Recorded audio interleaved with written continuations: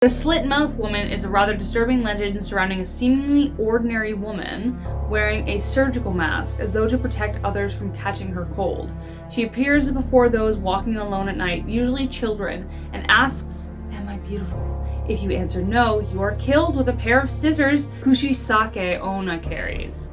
If you answer yes, she takes off the mask to reveal her grotesque grin, a mouth that has been slit from ear to ear. "How about now?" she will ask. She will kill you if you say no, and cut you an identical smile if you say yes. Oh man! Okay, so there's just no way you ever want to run into this woman. There's just no way. There's no winning.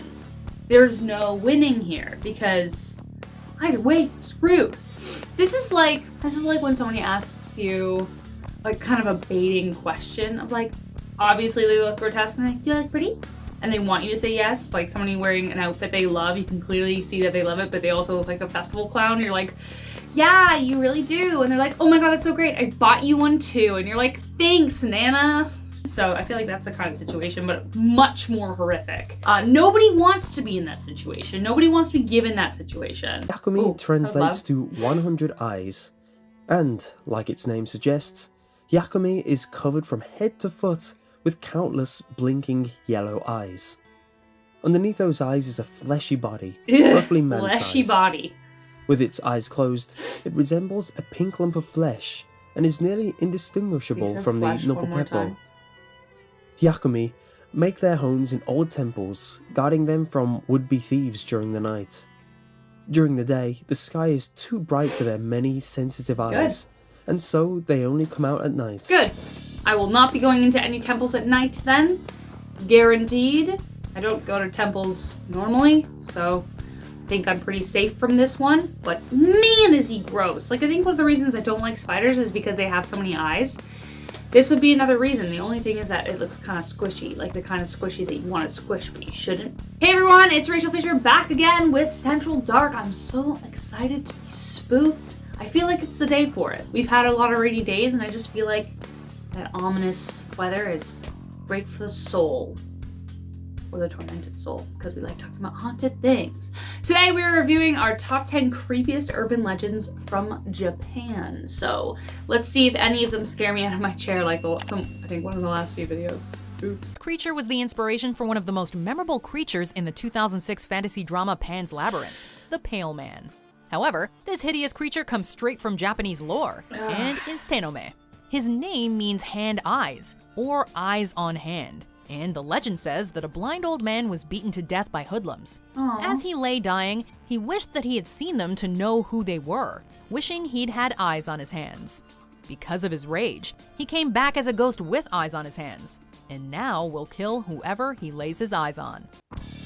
Oh damn, I didn't know that is the most terrifying character in that entire movie, and I had no idea it was based on something real. It's unnerving for sure. God, I don't know whether I'm more creeped out by the actual man himself or the idea of having eyes on my hands. Like every time you try and lift a pencil, it'll be like, stabbed in the eye. That's inconvenient, poor guy. Said to be made up of the bones of unburied people who have died of starvation or at war, the Gasha Dokuro is always hungry. It hides in the woods at night, where it can blend in with skeletal trees, and then attacks unsuspecting passers-by. According to the myths, the only warning that you're being stalked by one of these giant stealthy skeletons is that intended victims will suddenly experience a ringing in their ears. If that happens, be sure to hightail it out of there. Said to be both invisible and indestructible, the only true prevention is a Shinto charm. I have ringing in my ears all the time. I mean, that's probably more a sign of the fact that I listened to music too loud when I was a kid, but that's not fun. It's also like very sad because like the idea of people just being kind of strewn after they passed away and not properly buried is a very, very sad term. So it makes sense that they would turn into something so sad and hungry. I definitely wouldn't want to be eaten by that. Again, noting the fear of being swallowed whole by absolutely anything and just like slowly digesting. No, thank you. No, thank you. The Nobupepo is a bizarre and creepy creature found in ruined temples, overgrown graveyards, and other dilapidated or rundown areas. This creature is known for its revolting appearance and smell, Harsh. as it gives off a very strong odour of rotten meat. Ew. It looks like a large, flabby, roughly humanoid chunk of flesh about the size of a child, with lumpy, undeveloped hands and feet, and vaguely indiscernible facial features. Nupopepo appear usually only at night, and are not known to cause any particular harm or mischief, other than generally being disgusting. Okay, so usually when people create urban legends, it's to prevent young children from approaching, you know, rivers or oceans or forests alone. You know, like the Kelpie in Celtic folklore is to prevent kids from going to the rivers so that they don't drown or whatever. But this is just like, hey, there's a creepy gooey man that smells like meat, rotting meat, but he's harmless, so don't worry about it. Like, I feel like maybe this was a creature thought up to excuse all of the rotting meat, maybe? I don't know, especially people who live near like a poultry killing farm or something, which I did. I did live near one, and trust me, oh man, is it foul. So, I'm not offended. If I got a pair of nose plugs, I wouldn't be too scared of the guy. Maybe right away I would be, but get to know them. Probably just looking for some love and a good bath. Red Room Curse. The story centers on the idea that a cursed pop-up will appear on a random victim's computer. The pop-up is just an image of a door, and a recorded voice will ask, "Do you like the Red Room?" The pop-up will continue to appear until the voice can finish its question, even if it is closed. Those who see the pop-up are later found dead, the walls painted red with their own blood. That's not fun. I mean, I like the color red. You see me wear red lipstick, but I feel like in terms of horror movies and terms of lore, everything's online right now. You're watching this video online. So it only seems natural that the progression of myths should transfer to the online world in some way, shape, or form. So that is exactly what the Red Room is. It's an evolution of the idea of curses. When it could just very well be a virus that destroys your life and forces you to have no other option but to end it all. Maybe that's the curse of this. Like, maybe it drains your bank account or sends out all of your worst picks. I don't know. Cursed. It's considered one of the most haunted places in Japan. Now we're talking. Several rumors revolve around the tunnel, including its length.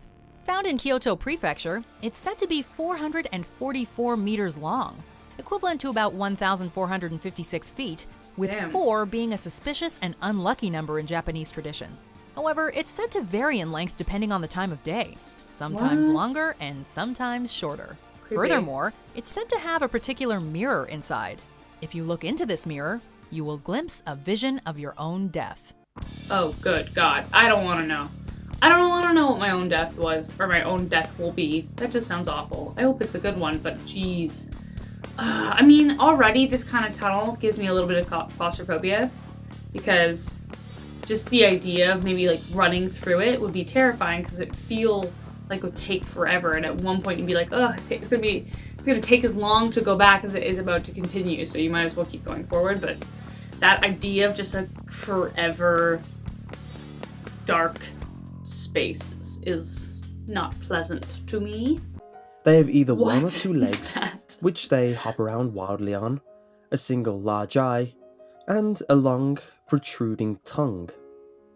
The Karakaza Kozu is not particularly dangerous as far as Japanese spirits go, mainly keeping to itself and trying to surprise humans. Woo! Its favourite method of surprising humans is to sneak up on them and deliver a large, oily lick with its enormous tongue.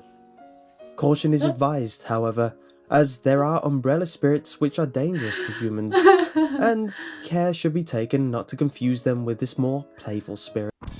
What? A nice oily lick? That's solid. That's pretty good. I don't know why. Again, like another one that's not supposed to be terrifying, but, you know, tries to scare you, but going, licked ya, gotcha, oops. That's hilarious. You know me, I'm an absolute coward, so I probably would be scared off the bat, but, well, and then annoyed because he licked me and it was oily. Gross. Gross. What's the point? I mean, part of me believes that these creatures are real because why would you make them up? There's literally no reason. I don't understand. They wear little boys' kimonos and wide-brimmed hats, the typical outfit of a tofu-selling young boy of the Edo period.